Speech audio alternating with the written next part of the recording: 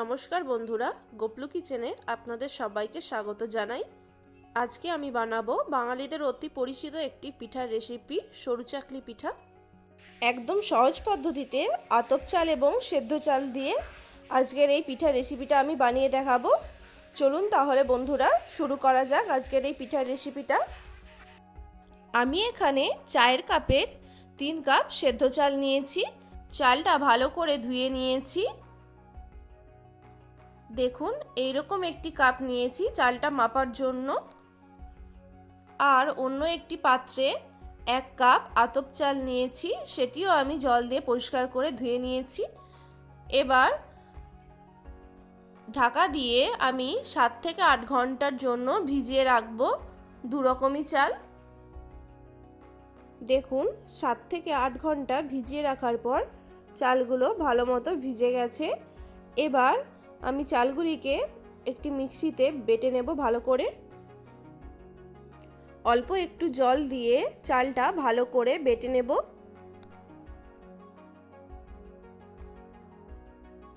দেখুন খুব ভালো করে মিক্সিতে বেটে নিয়েছি। এবার একটি পাত্রে ঢেলে দেব। একদম মিহি করে চালটা বেটে নিয়েছি। একই রকম ভাবে আতপ চালটাও বেটে নেব।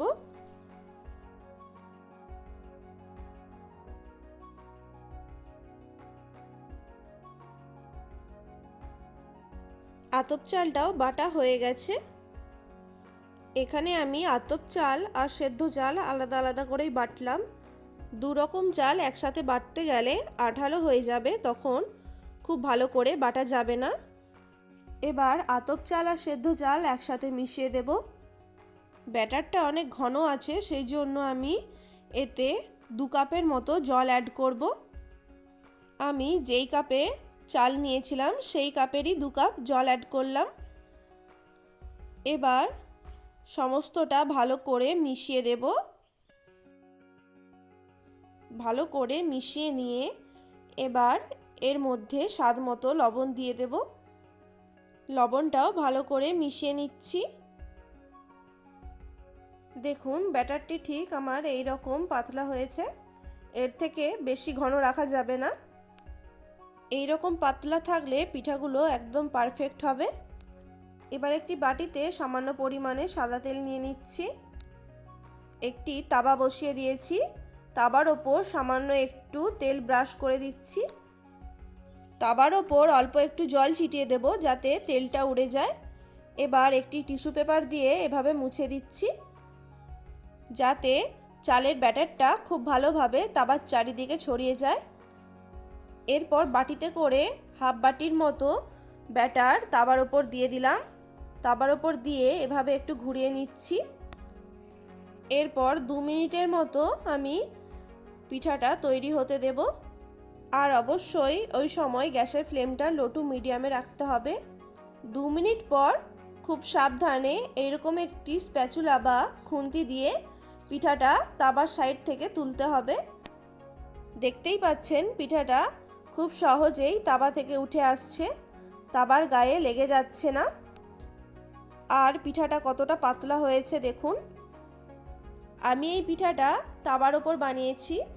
আপনারা চাইলে কড়ার ওপরও পিঠাটা খুব অনায়াসে বানিয়ে ফেলতে পারেন। দেখুন কত সহজেই পিঠাটা তৈরি হয়ে গেল। এবার পিঠাটা আমি তুলে নিচ্ছি একটি পাত্রে।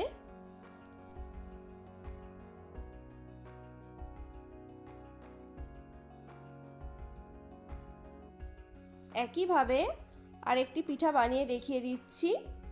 এই পিঠাটা বানানোর আরেকটি সুবিধা হলো, একটি পিঠা বানানোর পর অপর একটি পিঠা বানানোর আগে তেল না ব্যবহার করলেও চলবে। তাতেও কোনো অসুবিধা ছাড়াই পিঠাটা তাওয়া থেকে উঠে যাবে। পিঠাগুলো বানানোর পর অবশ্যই 10 থেকে 15 সেকেন্ড ঠান্ডা করে তারপর একটির ওপর অপরটি রাখবেন, না হলে পিঠাগুলো গরম অবস্থায় রাখলে একে অপরের গায়ে জড়িয়ে যেতে পারে। এই পিঠাগুলো বানিয়ে যে কোনো তরকারি বা খেজুর গুড়ের সাথেও খেতে পারেন। দারুণ খেতে হয় কিন্তু পিঠাটা।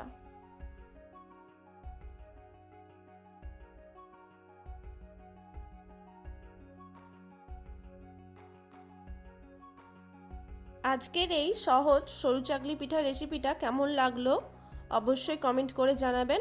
ভালো লাগলে ভিডিওটিতে একটি লাইক করে দেবেন। আর আমার চ্যানেলে নতুন বন্ধু হয়ে থাকলে প্লিজ চ্যানেলটিকে সাবস্ক্রাইব করে পাশে থাকা বেল আইকনটি প্রেস করে দেবেন। সুস্থ থাকবেন, ভালো থাকবেন। রেসিপিটা সম্পূর্ণ দেখার জন্য অসংখ্য ধন্যবাদ।